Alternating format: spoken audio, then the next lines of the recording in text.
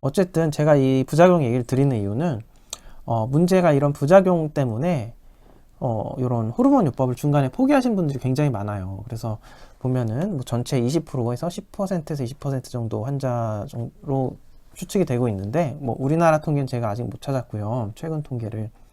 어쨌든 그냥 그렇다. 그리고 제가 본 환자분들 중에서도 심지어 저한테도 말씀 안 하고 계시다가 알고 보니까 자기 귓속말로 그러시더라고요. 자기가 이거 안 먹고 있다고 사실은. 네. 그런 분들 계세요. 그래서 호르몬 요법이 무서워서 뭐 자궁암이 생기는 것도 무섭다거나, 아니면은 뭐 너무 부작용이 심하다거나, 특히 아로마타제 같은 경우 너무 온몸에 통증이 심해서 도저히 못 살겠다 그러셔서 이제 호르몬제 치료를 중간에 포기하시는 분들이 굉장히 꽤 있습니다. 그래서 오늘 방송은 사실은 그런 분들을 위한 거예요. 그러니까 그런 분들이 정 못하겠다. 그리고 실제로 제가 독성도 이게 그 통계적인 치료이기 때문에 무조건 뭐 먹으면 무조건 낮아지는 그런 개념은 아니라고 말씀드렸잖아요. 근데 예를 들어 보세요. 이런 약을 먹으면서 너무 온몸이 아프고 스트레스가 심하고 잠도 맨날 못 자고 이러면은 그게 장기적으로 생존율이 올라갈까요? 저는 그렇게 생각하진 않아요. 그거 아무리 약 먹는다 해도, 통계적으로 아무리 그렇다 해도 그렇게 몸에 안 받는 사람한테는 분명히 그게 안 좋은 쪽으로 작용할 수 있다, 그런 생각이 들거든요. 그 상식적으로 그렇지 않나요? 예, 그래서 저 같은 경우는 뭐 그거를 꼭 그렇게 너무 힘들 때 그렇게까지 먹어야 되나에 대해서는 조금 회의적인 입장을 가지고 있어요. 그거는 이제 항암제 전문가인 여러분 주치의 선생님들하고 상의를 해보시고, 저는 개인적으로 그런 생각 가지고 있다. 그래서 혹시나 못 먹는 분들이 생길 수 있다, 필연적으로. 그러면은 뭐 그런 사람들까지 억지로 뭐 어떻게 해서든 뭐 진짜 먹여야 되는 거냐? 그거는 전 잘 모르겠어요. 그건 개인의 어느 정도 자유권이고 선택권이 있지 않나요? 그래서 혹시나 안 먹는 분들은 분명히 있다. 그게 뭐 퍼센트가 몇 퍼센트냐의 문제지, 못 드시는 분들은 분명히 있다. 그럼 그런 분들한테는 어떻게 할 거냐, 그러면. 대안이 있어야 될 거 아니냐, 이거죠. 그냥 가만히 있으면 너무 불안하잖아요. 그래서 오늘 제가 이 방송을 드리는 거예요. 제가 어떤 뭐 호르몬 요법을 완전히 하지 말고 대신 이렇게 하시면 돼요, 이렇게까지 주장할 수 있는 입장은 아니고요. 그거는 제가 함부로 말할 수 있는 건 아니에요. 근데 혹시나 못하는 분들이 계시다면, 호르몬제 치료를 포기한 분들이 있다면, 그런 분들은 불안해하지 마시고 한 요런 방법을 써보면 좋겠다라고 알려드리려고 지난번 방송에 연결해서 말씀을 드리려고 합니다. 특히나 이제 임신 준비하시는 분들이 호르몬 치료를 그냥 포기하시는 분들이 있어요. 젊은 분들 중에. 예. 보면 그런 분들한테도 도움이 되실 거라고 생각합니다.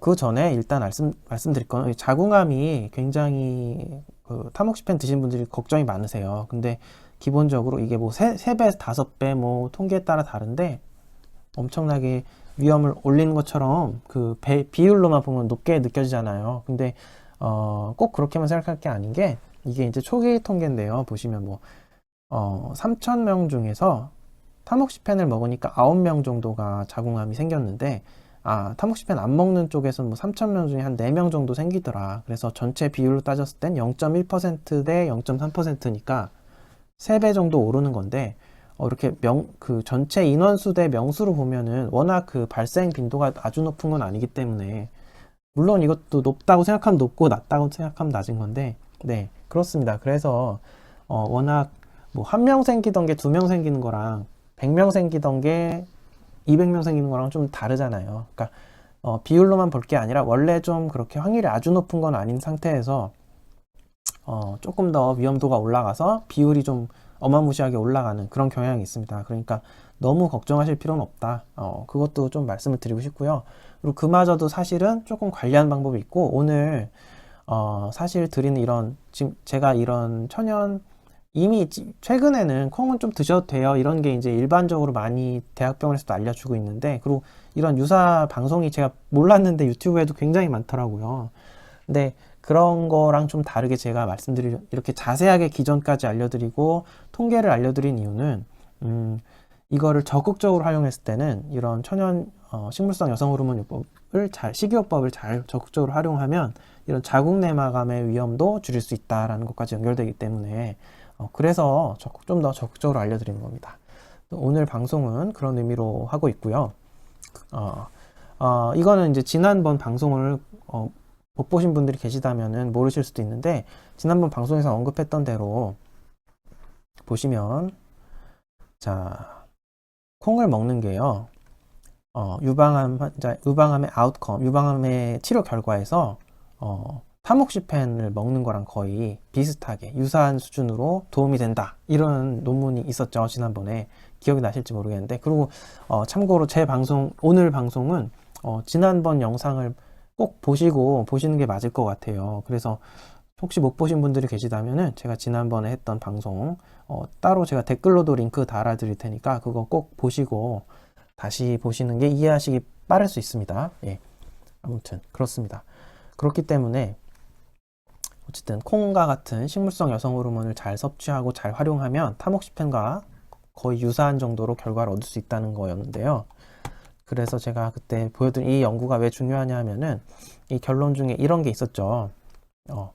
콩을 제일 많이 먹는 사람에서는, 그러니까 많이 먹는 그룹에서는 타목시펜을 먹든 안 먹든 큰 차이가 없었다. 그러니까 타목시펜 먹는다고 해서 크게 생존율이 올라가거나 뭐 유방암 재발률이 낮아지거나 그런 것도 아니고 오히려 콩이 더 주요하게 작용했다 할 정도로 영향이 있었고,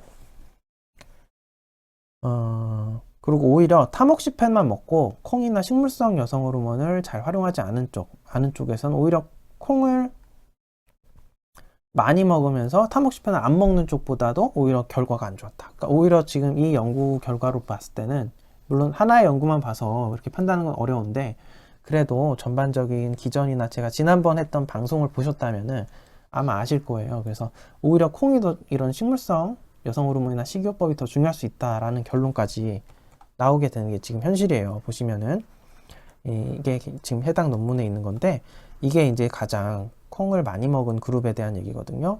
보면은 콩을 가장 많이 먹은 그룹은 타목시펜을 쓰던 안 쓰던 0.69, 0.66, 0.68, 0.67 다 비슷하게 나옵니다. 그러니까 전체 사망률이나 이런 유방암 재발률 이런 것도 다 비슷하게 나오는, 결국 근데 오히려 콩을 전혀 안 먹는, 적게 먹는 쪽하고는 1.0, 0.69니까 거의 2배 이상 모든 게 차이가 나는 재발률이나 사망률 같은 게, 그런 결과를 보실 수 있어요. 그래서 오히려 식물성 여성 호르몬이 타목시펜하고 유사하게 작용할 수도 있고 더 중요할 수도 있다. 심지어 연구가 좀 더 필요하지만 유추할 수 있다는 거예요. 어쨌든 도움을 주는 건 맞다. 그럼 과연 얼마나 먹어야 될 거냐. 근데 이 연구에서도 자세히 보시면은 조금 이 그래프가 무조건 많이 먹는 게 어느 구간에서는 먹는데 오히려 안 좋은 쪽으로 결과 증가하는 것도 보이고 그래요. 그래서 그거를 이제 이렇게 도식화한 게 이 해당 연구에 나온 논문에 있는 그 그림을 그대로 가져와 보면 이렇게 나오는데요. 네. 보시면 콩을 10g 정도 근처, 요 정도까지, 정확히는 11g이다, 사실. 하루에 11g 먹을 때까지는 계속해서 줄어들어요. 위험도가, 모든 위험도가. 그러다가 살짝 증가하는 모습을 보이다가 어느 순간 다시 이렇게 줄어든 이런 형태로 나오는데, 그러니까 이런 식으로 나옵니다. 콩 하루에 11g. 예. 이건 이소플라본 기준으로 했을 때는 40g, 40mg입니다. 이소플라본은 콩 속에 있는 식물성 여성 호르몬이죠. 그러니까 결국은 콩으로 그냥 보시면 돼요. 콩은 하루 11g 정도 먹으면 안전하게 줄어드는 이런 그래프가 나옵니다. 근데 이거는 이 연구만 봐서 그런 거예요. 사실은 제 생각은 조금 다른 게, 콩도 어떻게 먹었냐, 어떤 식품 형태로 먹었냐에 따라서 많이 다를 거예요. 콩은 지난번에 말씀드린 대로 적어도 씨앗류로 만든 모든 거에는 씨앗은 자기 종족을 보존하려는 독성을 가지고 있기 때문에 어떤 형태로 먹냐에 따라서 그 독성이 어떻게 작용하냐에 따라 몸에 더 안 좋을 수도 있다. 그렇기 때문에 콩을 여기서 이제 이런 약간 많이 먹었는데 오히려 이런 안 좋은 쪽으로 작용한 거는 제 생각엔 이런 독성이 작용한 그룹일 거라고 생각해요. 그래서 이런 걸 낮출 수 있는 방법으로 먹는다면 아마 그림이 또 달라질 거다. 그래서 식품 문제는 사실 그런 게 어려워요. 이렇게 단순히 이렇게 연구하기가 쉽지가 않아요. 천연물은 의약품하고 좀 달라요. 의약품은 형태가 하나잖아요. 성분도 단일하고. 근데 콩은 어떻게 먹냐, 뭐 산지가 어디냐, 어떤 콩이냐, 굉장히 생각할 게 많죠. 천연물이란 그렇습니다. 근데 이럴 경우는 그냥 우리가 약간 좀 통찰력을 가지고 생각해 봐야 돼요. 네, 그렇습니다. 그래서 어쨌든 이 연구 하나만 보자면요, 다른 건 안 믿고 내가 그냥 이 연구만 믿고 싶다 하시는 분들한테는 제가 권해드릴 수 있는 거는, 이 연구만 보자면은 하루 11g까지는 무조건 좋다. 11g이 최고다, 하루에. 이 그림에서는 11g 굉장히 적은 양이에요.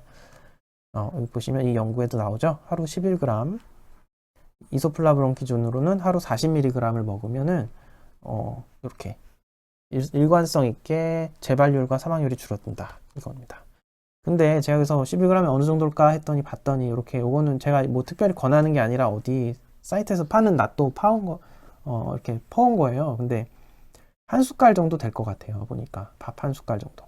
100g이 요렇게 작은 그릇 하나 정도 되더라고요. 그리고는 요거는 다른 블로그에서 어떤 분이 재신 걸 봤는데 종이컵에 콩을 넣으면 이렇게 100g 정도 되더라고요. 이거에 한 10분의 1이니까 한 숟갈 정도면 되지 않을까 그런 생각이 드는데, 근데 그건 제가 생각하기엔 사실 좀 너무 적은 것 같아요. 근데 그 정도만이라도 매일 먹으면 분명히 도움이 될 거라는 거고, 그리고 또 제 개인적인 견해는, 이건 제 개인적인 견해인데, 보통은 유방암에 있을 땐 초기에는 호르몬 불균형이 심한 상태고, 위험도도 제 생각인 게서 초기에 한 달이던 두 달이던은 조금 집중적으로 만일에 식이요법으로 한다면 많이 먹어도 좋을 것 같고요. 이후에는 조금 용량을 줄여서 뭐 10g, 11g으로 이렇게 줄이는 그런 방식도 괜찮을 것 같아요. 보통은 모자랄 땐 일단 높여줘야 되잖아요. 그럴 때는 좀 강력하게 집중적으로 용량을 늘리는 게 보통은 맞는 경우가 있어요. 그리고 단기간은 조금 높게 먹다가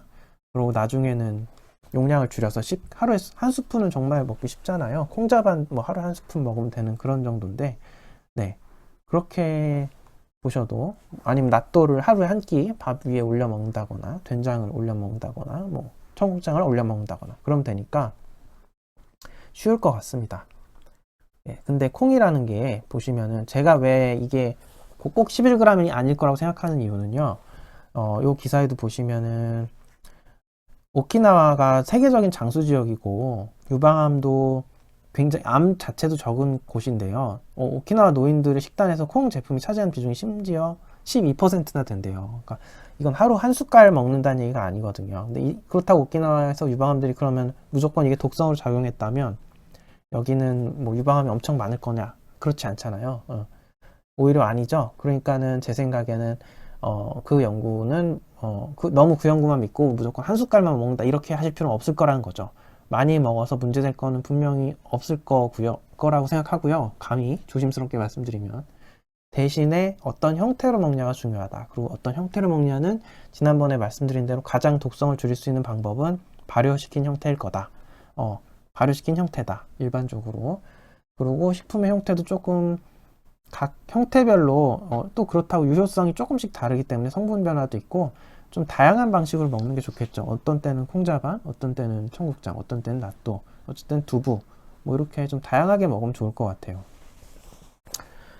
네, 그렇습니다. 제 개인적인 생각이에요, 이거는. 어쨌든 그래서 제 생각에는 뭐 꼭 한 숟갈 이상 두 숟갈부터는 더 나빠지지 않나 이렇게 막 예민하게 드실 필요는 없을 거다. 그냥 내 몸이 받는 수준에서 즐겁게 먹을 수 있다면은 그렇게 그냥 기쁘게 식품이니까 음식처럼 드시면 돼요.